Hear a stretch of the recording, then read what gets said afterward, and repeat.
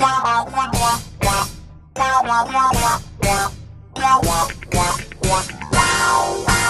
my name is Stuart Teicher, and I'm the other half of the Two Lawyers in a Podcast program. I'm here to blog today about New York's refusal to admit habitual borrower Robert Bowman to the New York State Bar. But before I get into the content, I just want to mention that you've probably seen my partner Sean Carter's rant already, and he's got all kinds of fun videos and editing techniques that he uses. Well, unfortunately, you're not going to get any of that from me, and the reason is I don't have a Mac. I'm sort of like the nerdy guy in those Apple commercials with Justin Long.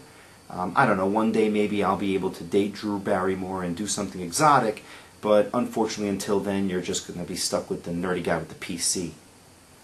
So New York denied Robert Bowman, claiming that he didn't have the requisite moral character to practice law. He amassed, apparently, over $400,000 in student loan debt over a 20-year period, and he failed to make any significant attempt to pay it back. What do I say? I say good move, New York. The guy's a mooch. The question, of course, is whether he has poor moral character. Now, I understand that his denial wasn't a matter of deception or breaking the law, but the question is, are those the only reasons for refusal these days? I mean, are we at the point where we permit certain characters so long as they haven't sunk so low that they're eligible for an appearance on the Maury Povich show? Sure, I mean, we can reconstitute the admissions board if you want. We can put it with people like Jerry Springer or Elliot Spitzer or, how about Robert Downey Jr.? There's a catch. I mean, we can even change the application for fitness and character. We can just make it one line with a little checkbox. It can say, who's more fit to practice law, you or Courtney Love? I mean, you're not really surprised that the Committee of Review Attorneys allowed this guy in, did you? I mean, it was the justices who said that he couldn't practice. Listen, all they're doing is comparing the acts to people who've already been admitted to the bar. They looked at the application and they said, okay, no solicitation of minors for sex, no record of fights with transvestite hookers, the application doesn't have cocaine on it. You're in! Just because we've made the mistake of letting a bunch of crooks and degenerates into the profession in the past doesn't mean that we have to let in a guy who's been sucking off the teat of the student loan system for the last 20 years. And I gotta tell you something. I'm not buying his sob story. Think about the reasons for his delay. He was hurt in a jet ski accident. He was hit while riding his motorcycle. Who is this guy, Evel Knievel?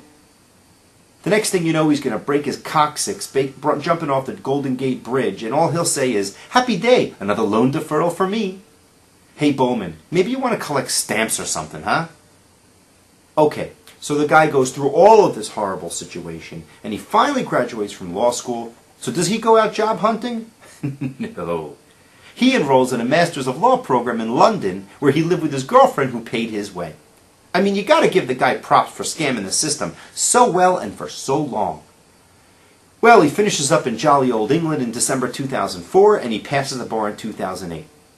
By the way, he lived with his girlfriend during that time, who supported him for 3.5 years while he studied. All the SOB had to do was fill out an application in a Starbucks, send a couple of pennies into the bank, and we wouldn't even be having this conversation.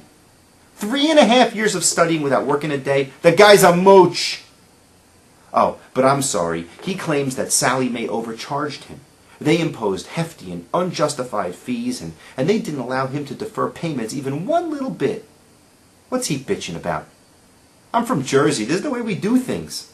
High rates of interest, no extensions. Let me tell you something, Sally Mae. You want to collect? You come see me. We'll take him outside.